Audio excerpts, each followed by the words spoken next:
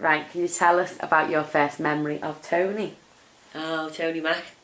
Right, our Reese has got a new boyfriend, and as ever, he's got to come and be vetted, hasn't he? He's got to come.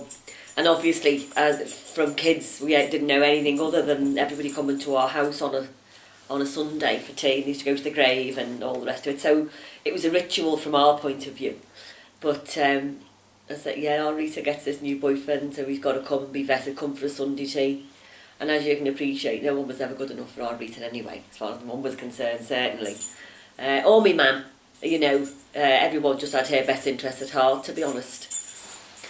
So anyway, he came, he came to be vetted, and obviously Tony being Tony, and as he's opinionated, always has been, and that's the way he is. But I think he was a little bit too soon to put his opinions in, and he was soon knocked down to size by my mum particularly.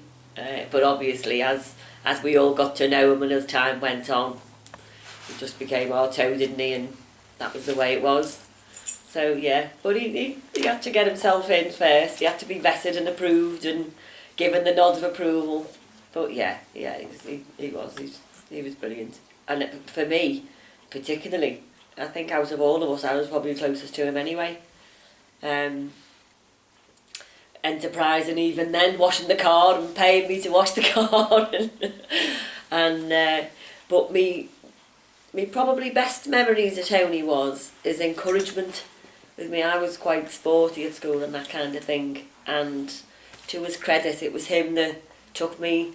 He took me training, took me to the what was Kirby Sports Centre then, to do the running and everything else. So I'm grateful to that, you know, for that to him, because yeah, you know, my mum and dad were a different generation, of course. So, and they had far too much going on. Obviously, they didn't have children then and things like that. But no, that's quite a special memory that for me, for Tony. So yeah.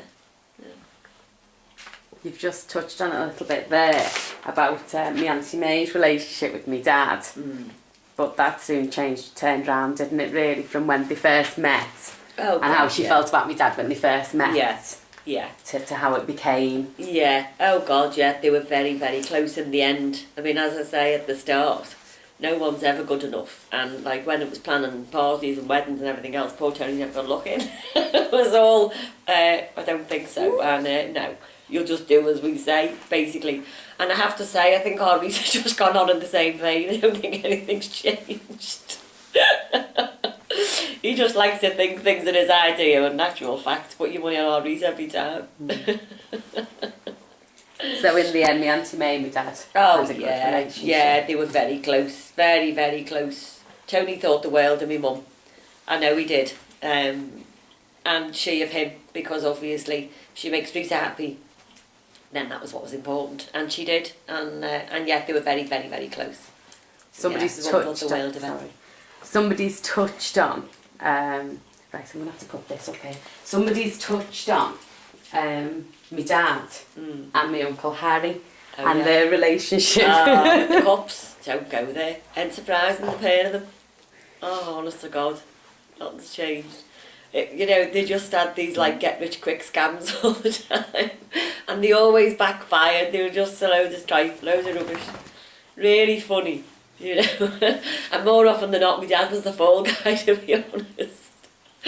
And we just still laugh about them all today. Our Risa gets the greatest of pleasure in telling all the tales and doing it all. You know, she acts them all out. So funny, absolutely. And we're all still laughing about them today, Tony included. Dad's funny. Yeah, brilliant.